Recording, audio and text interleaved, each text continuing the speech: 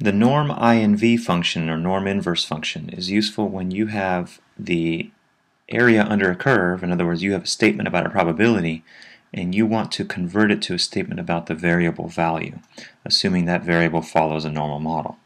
So what you do is in Excel call NormInv, open parenthesis, you give it p, comma, mu, which is the mean of the model you're using, comma, sigma, which is the standard deviation of the model you're using. The p needs to be the area to the left of the x value you're looking for.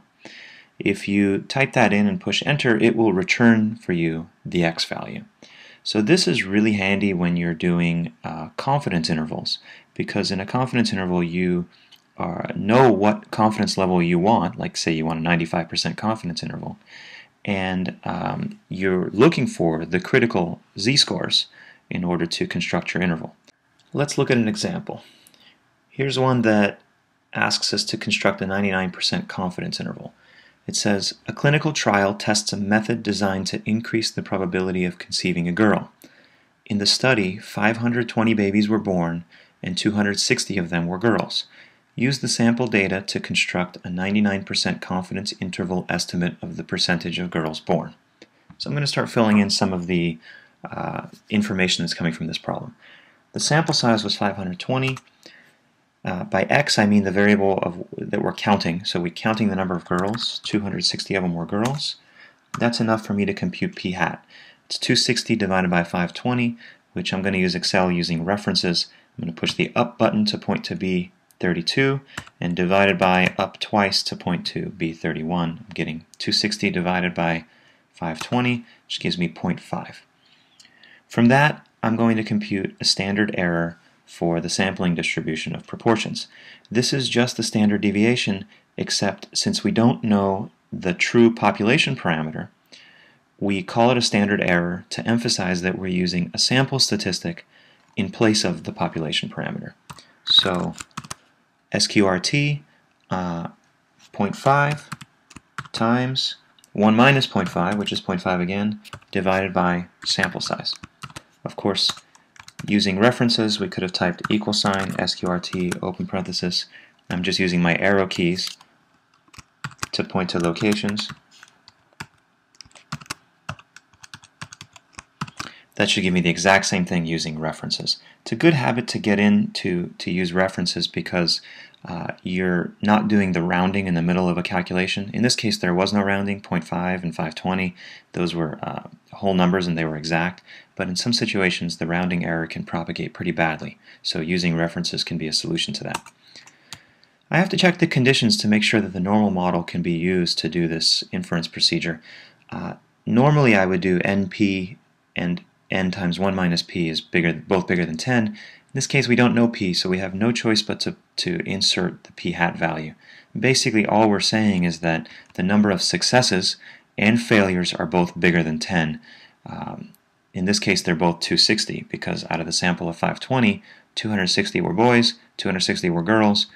Both of those are bigger than 10.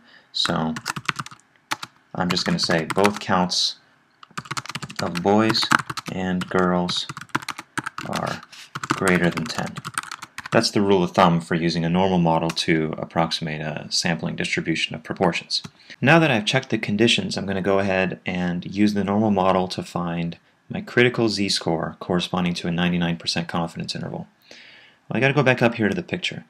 99% confidence interval means they're asking us to find, to capture the central 99%.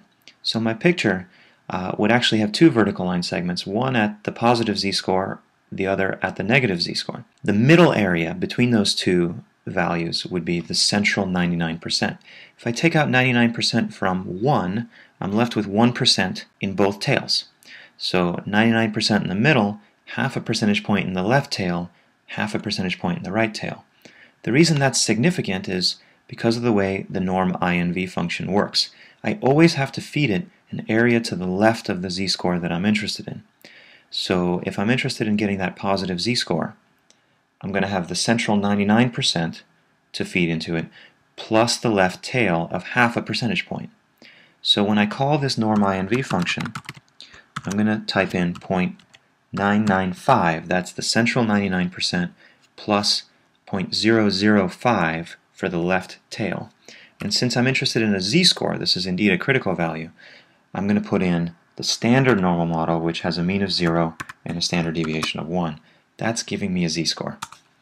2.5758, yada yada yada. Just to illustrate how this NormInv function works, we could have gotten the negative z-score, or the left endpoint.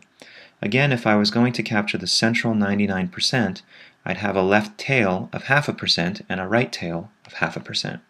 So if I wanted the left endpoint, which cordoned off the central 99%, instead of feeding it the tail plus the central area, I could have just fed it the tail.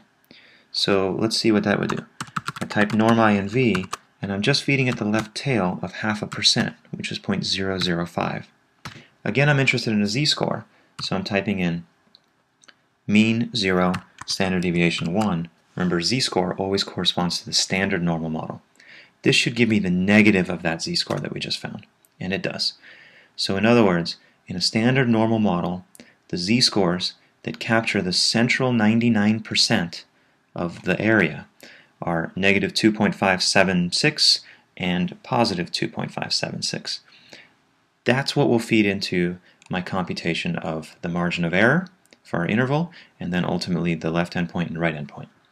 Margin of error is just the number of standard deviations from the center that I'm trying to project my estimate.